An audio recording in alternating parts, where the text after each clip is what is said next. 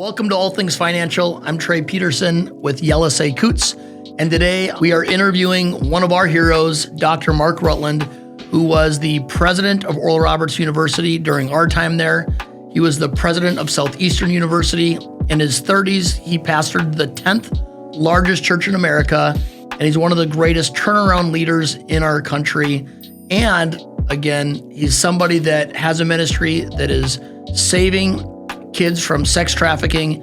That ministry is almost 50 years old, and we're excited to share him with you today. Join us.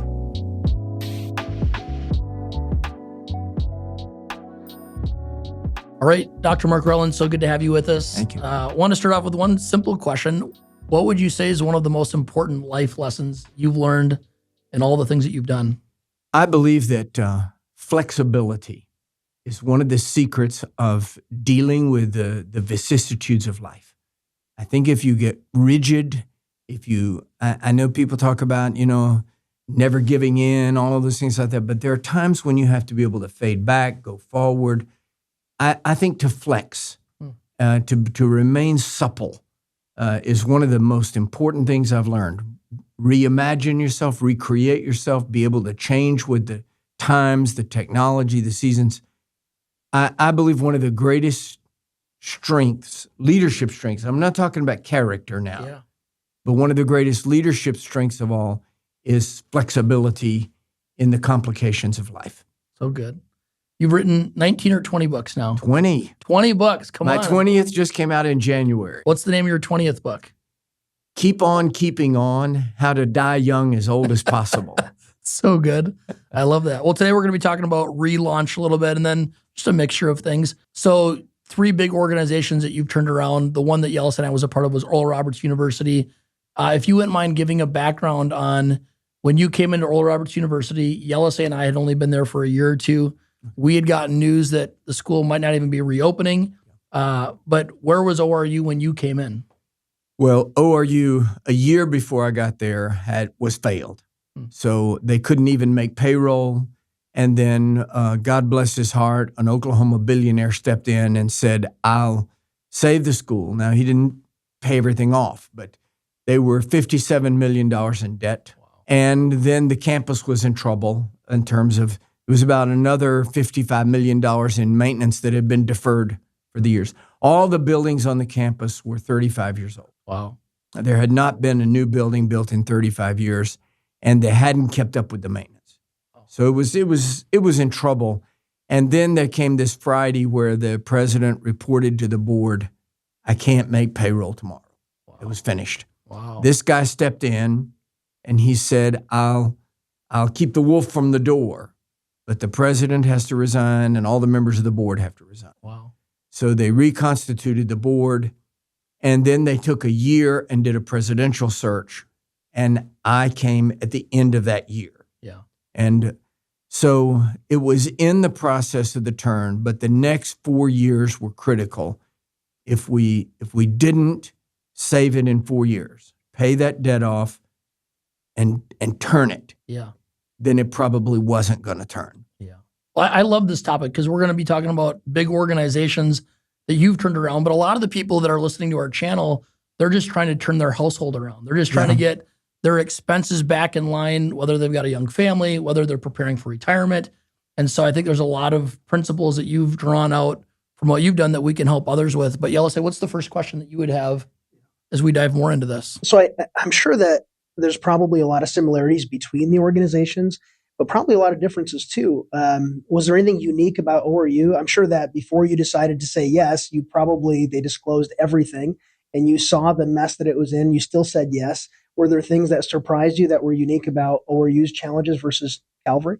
Yeah, there were things. It was odd. There are certain things, as Trey says, there are certain things. Even if you're trying to pay your credit card debt off, right, or you're trying to pay off, $55 million of university debt, there are certain things that are the same. You have to know how to tighten the belt. You have to increase your revenue. You have to all the things that have to happen. The 3 main theaters of turnaround in which I was involved had certain similarities of mismanagement, loss of vision, some things like that.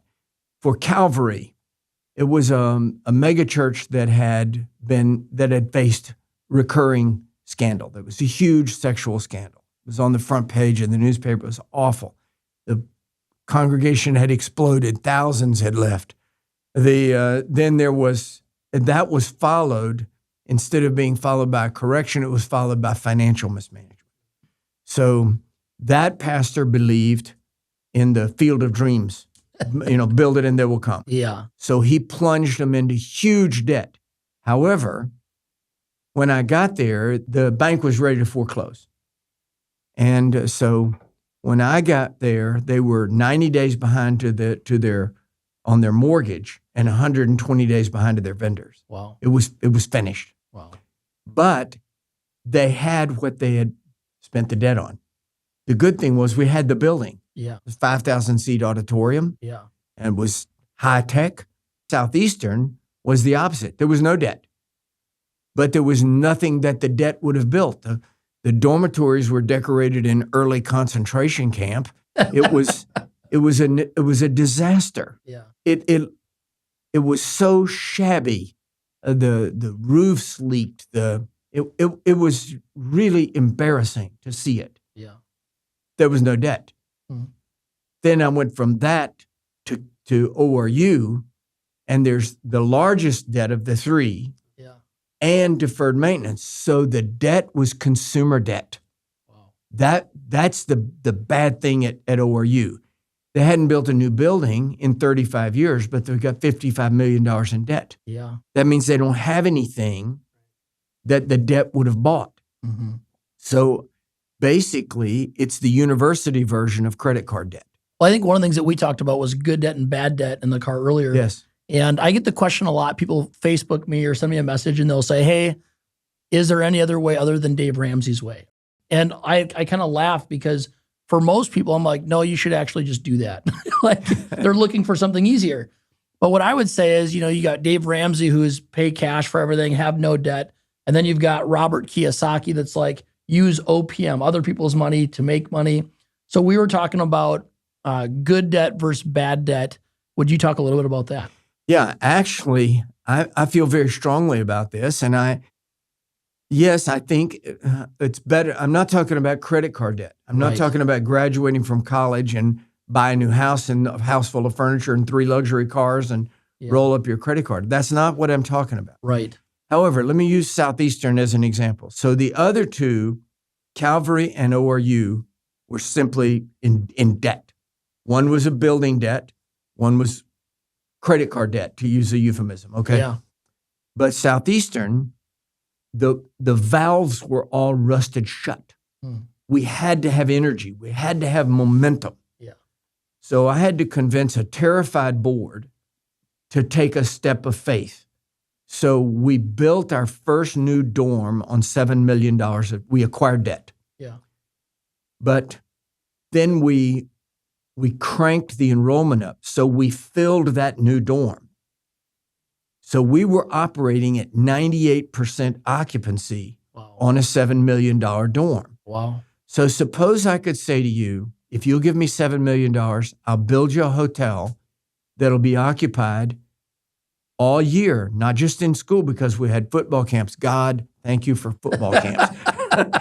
Right. Football camps, cheerleader camps, everything. We rented those dorms out, 98% occupancy.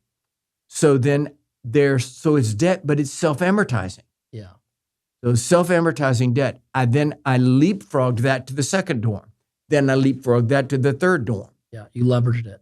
Exactly. Excellent. So now we're able to raise the cost of attendance. Yeah. So we raised the appearance of value higher than the actual cost that I put in. So the school looked like we spent $100 million and we only spent this. You see what I'm trying to say? Absolutely. So it allows me to create my own profit margin. So when I left Southeastern 10 and a half years later, there was $21 million in debt. However, there was $17 million cash. Wow. So I had $17 million in cash. So that $4 million, you can call it debt, Right. But that's not, it could have been paid off in any moment. Right.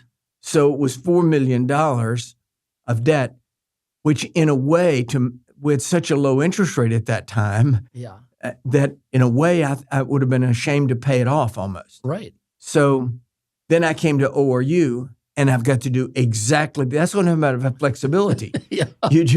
Somebody said the key to failure in the next place is to use the same things you learned at this one. Wow. So obviously you've got strong principles around money, not just for organizations, but probably personally. What's one or two principles that you live by that those that are listening should hear, that they're trying to win with their money? They want to get ahead. Maybe some of them are just trying to create stability in their lives, and others are trying to leverage it to multiply their wealth. What are some principles around money that you follow? Well, one is, it's so simple that you almost feel embarrassed saying it, but live more modestly than your income. Yeah. Below your means. Create margin. Yeah. You can live more modestly. Good. Stay under your expenses. Yeah. Save vigorously, save sacrificially. And another is, not everybody feels this way, tithe to your church. So good. I know it seems strange to say this, but I've prospered living on 90% of my income. Well, less now, we give probably 20% away, but I prospered better living on 90% than I did living on 100%. Yeah. There's a mystery element in that. Yeah. Now, I'm not sure I can fully explain it, but it is a fundamental principle of prosperity is tithing. I believe in it 100%. I think even the business world, the secular world, they believe that if you have abundance, you should give 10% away. And we learned that because we have a similar background with our Christian faith. Right. But even the world believes that generosity is an important part of prosperity and abundance. Yes, and staying with it. Everything is relative. Yeah. So what is generous at one level is simply not generous at another level. Right. So your generosity has to go forward with your abundance. So good. And it's a very positive cycle. Your generosity goes forward with your abundance, and your abundance catches up with your generosity. Wow. And it rolls. It's a key to it. Live modestly, be generous, and the third thing is keep the vision, keep your eye on the ball. Yeah. What can happen so often happens with schools, happens with churches. They forget what they're doing. Yeah. What is it we do here? Yeah. When I took over at Southeastern, I had never worked at a university till I became the president of one. Wow. And so in a way that's difficult. In another way, it was a tremendous advantage. I wasn't bogged down with academic thought. So I treated the college as a business. Wow. And I'll never forget the look on the faculty's face when I asked them, do you know what we sell? Do you know what we sell here? And the education, all these things they said. And I said, none of the above. A college is a retail business. We sell credit hours and room and board. If we sell enough of it, we earn the right to fulfill our vision. I love that. And so what we had to do is increase enrollment. Wow. Just keep your eye on the ball. Yeah. I needed more kids paying more Right. to do the same stuff we had to do. So good. I think the principle even that we follow is there's a lot of great things that we can do in our business, but if we serve people well and bring on new clients, everything else works. That's it. Keep your eye on the ball. You have a quote that I learned. You've got a program called the NICL, the National Institute of Christian Leadership. And if anybody's out there and you want to grow and develop and become, I highly recommend jumping into that because it impacted my life.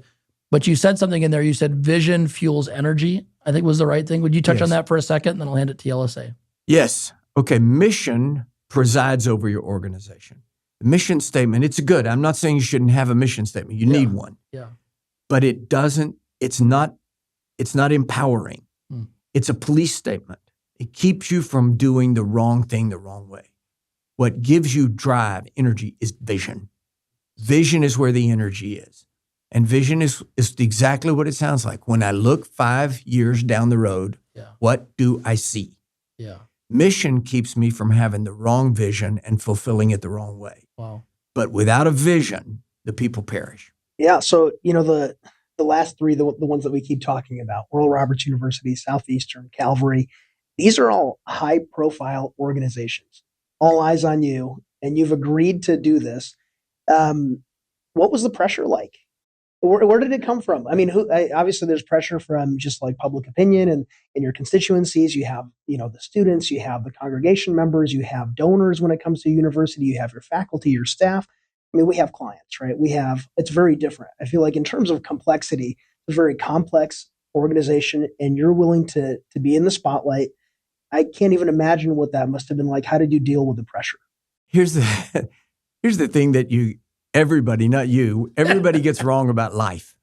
When you're in high school and you've got a term paper bearing down on you and your girlfriend is mad at you and you trying to save money to buy a car and everything, you think, boy, it'll be great when I'm an adult and all this pressure goes away.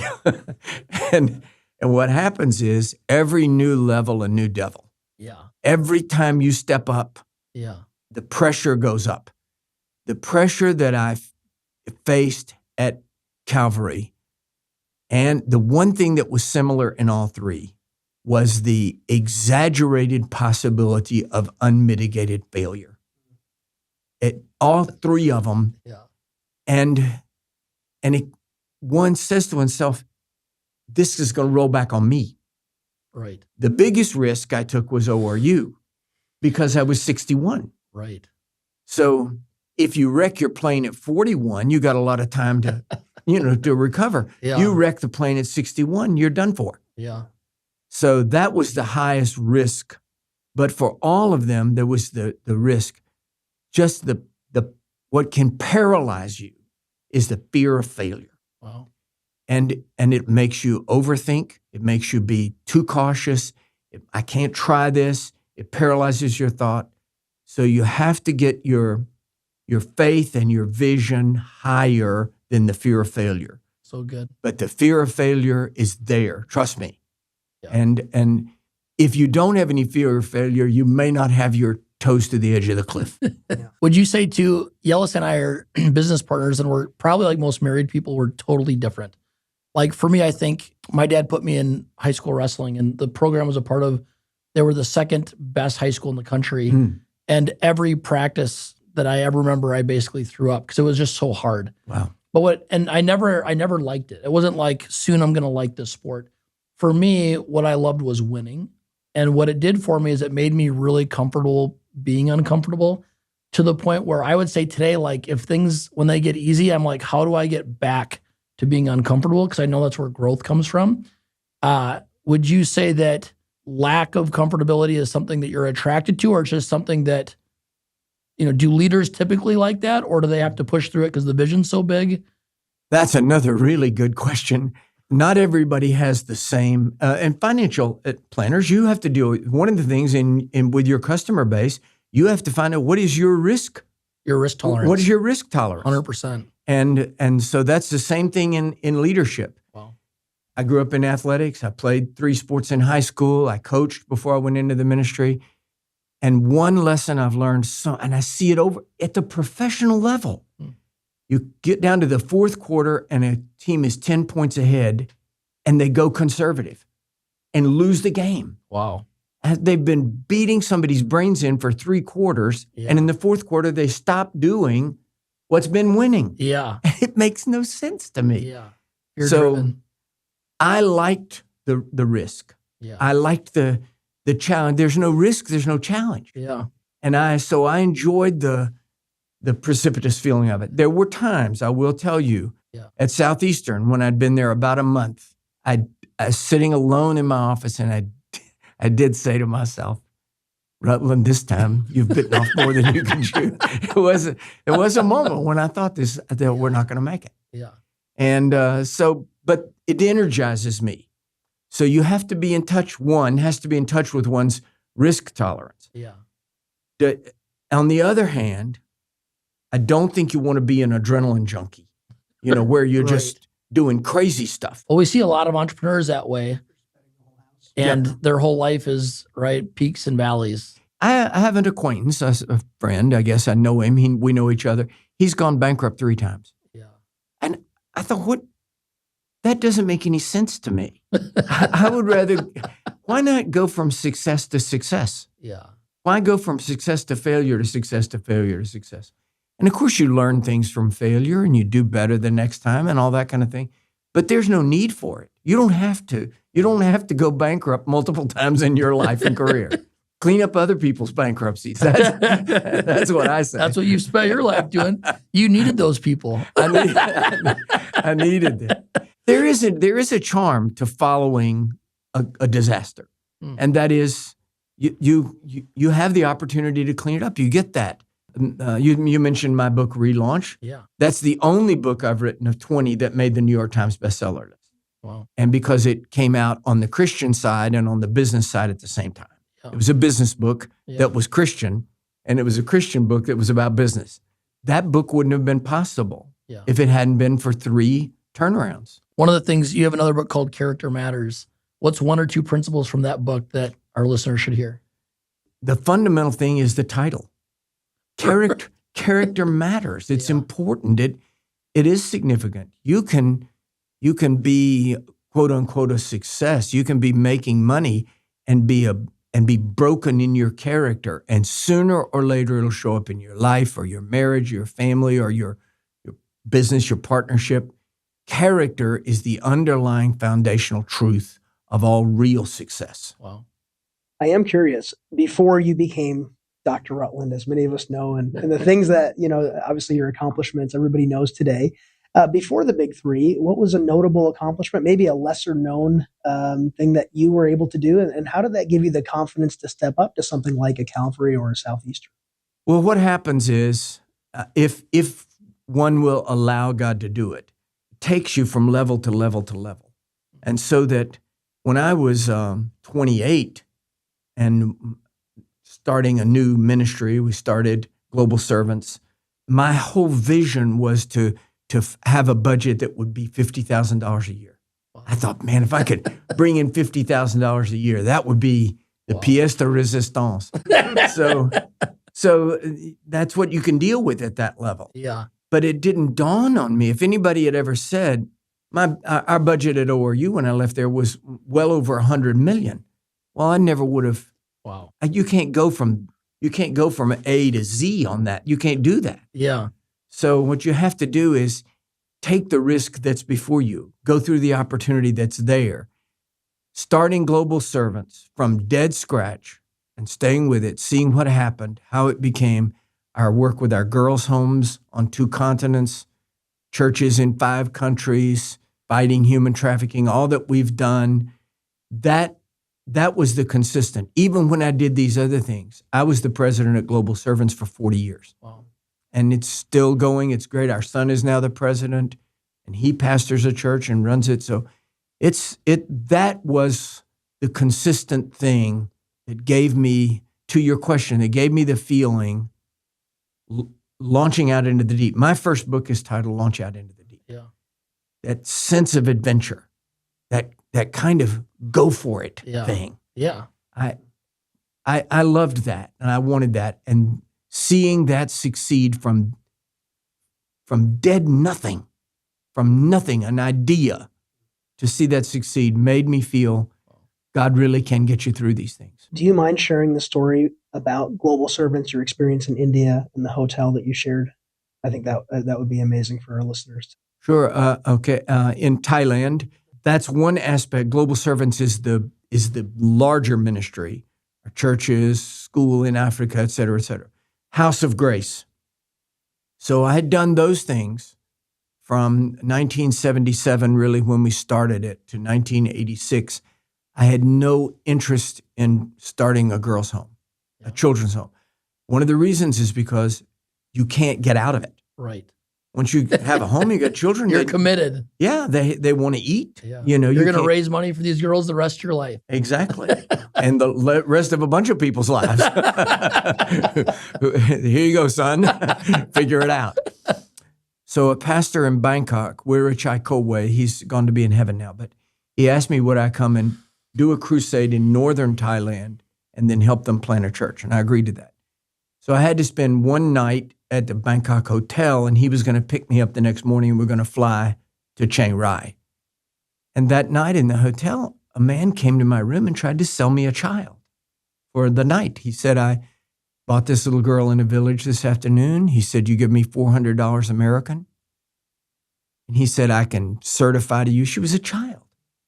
He said, I can certify to you that she's a virgin, and I'll come back and collect her in the morning. Do whatever you want. Well, I guess now everybody knows about child sex. In 86, I mean, I just don't think I was aware of that. Yeah. And I was flabbergasted. And I told him I'm going to call the police. And, he said, no. He said, you're a foreigner here. You don't call the police. I call the police. He said, I can have you in jail tonight, and I can have you killed in jail.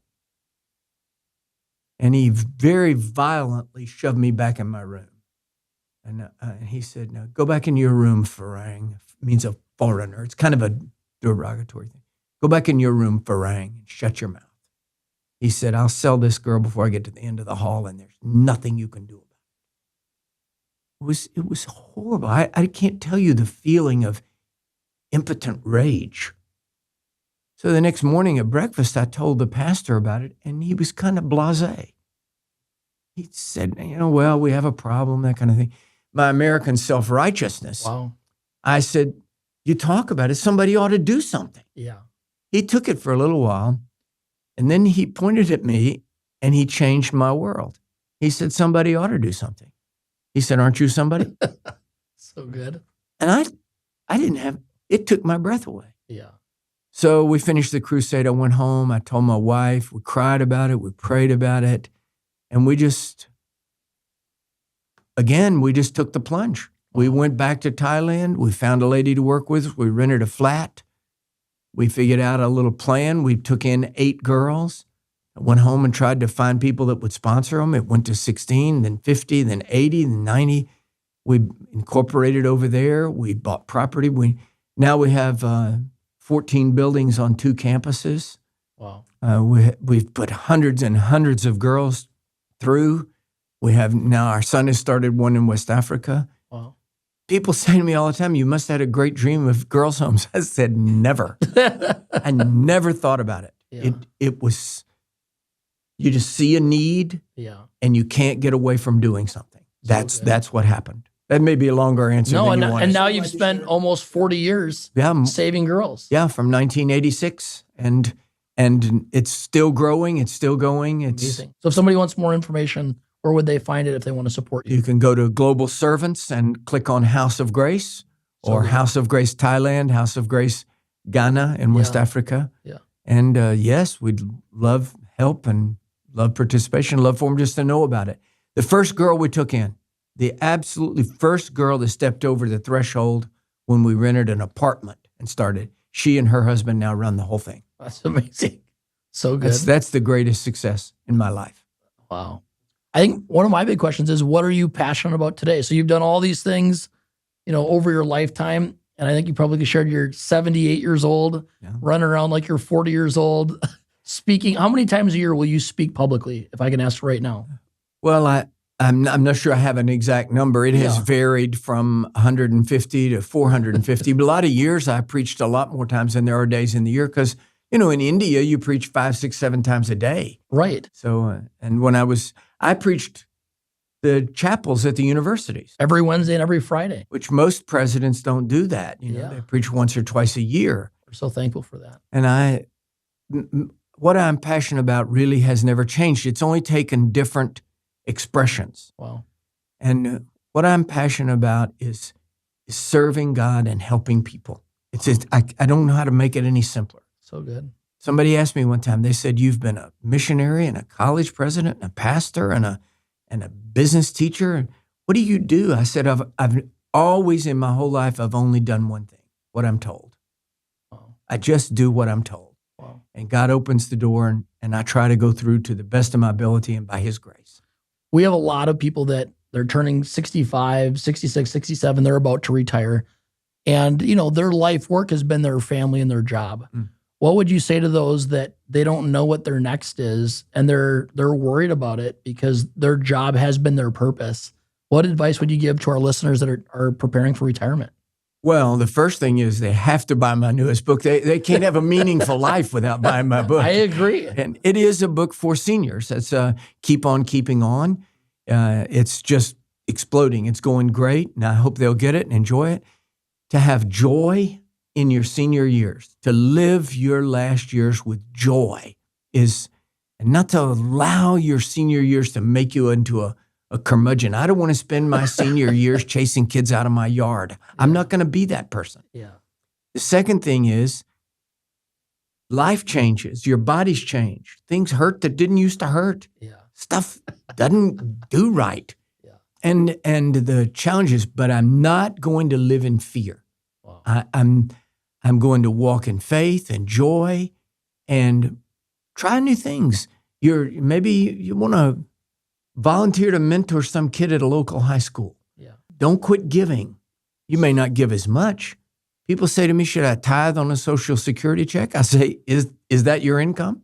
Right. That's my answer. Right. I'm not. Right. Is That's that my increase? answer. Yeah. Give out what you have and keep your joy, keep your future ahead of you. Marriage changes. You guys are young and you can't imagine it. Marriage changes. And you have two people, maybe a double income marriage. You've both been working. Yeah. So you got space between each other because of your lives. You went to work. Maybe she went to work. Maybe she stayed home. Now you downsize your home. Yeah. Now you neither one are going to work and you're put together in a smaller room. It can increase the friction. And so you got to learn how to do marriage at a new place and keep your joy and the lubrication so that you don't, kill each other in your senior years. Divorce rates as people retire is terribly high. Really? Yeah, and it's because they're having to start over and learn how to do marriage different. My wife and I are having a blast. We've been married 58 years, and I think really we're having the best time of our marriage right now that we've ever had. I love that. Good. Yelisey, anything you want to close with? Yeah. So I remember at ORU, I was just really shocked at how vulnerable you were in one of the messages you gave. You talked about just some of your personal, just things that, that you dealt with and just your journey and even some of the renewal and things that you went through. And I was just really impressed with how you were willing to do that publicly. What would you say to somebody who maybe feels called into leadership, but they're deeply aware of their own flaws and some of the things that are just things that we all have to deal with, and especially in light of the book that you wrote on King David and the message I recently heard, I thought that was just a unique perspective and something that probably pertains to all of us. Thank you very much. I do advocate heavily in favor of transparency in leadership. However, that comes with a caveat, if you'll let me say it. Good. I would say be transparent about past victories, not as much about current struggles, because you can rattle people. They're looking up at you, and you don't want to bleed on everybody, if I can use that, Yeah, very good. So be transparent about past victories, win the victories, and then share. Be honest, because that becomes part of your testimony, your witness of life and victory. People are sitting out there going through things, and that you won makes them think they can win. I can overcome this thing, whatever this thing is. Okay, that's the first thing. The second thing is authenticity. Don't try to jerk people around. I think of all things people hate worse than anything is a phony. Yeah. I've always had a fear of it. I just be yourself. It's enough. Yeah. I promise you, whoever's watching this now, just be yourself. You're good enough. You're enough. Well, Dr. Rutland, thank you for joining us today. It's been Always a good to be pleasure. with you. Excited that season number 2 hit the first interview that we've done, and it's with somebody that both Yelisey and I both honor and respect. So thank you for all you've done. I'm honored. Follow us on every station that you can, All Things Financial, and we look forward to you joining us in our next episode. Thank you. Advisory services are offered through CG Advisory Services, LLC, a registered investment advisor, and through Guardian Wealth Strategies, LLC, a registered investment advisor. CG Advisory Services LLC and Guardian Wealth Strategies LLC are separate and unaffiliated entities. The topics discussed on this podcast are for educational purposes only and are not intended to be investment advice or recommendations. Listeners should consult with their own financial professionals before making any investment decisions.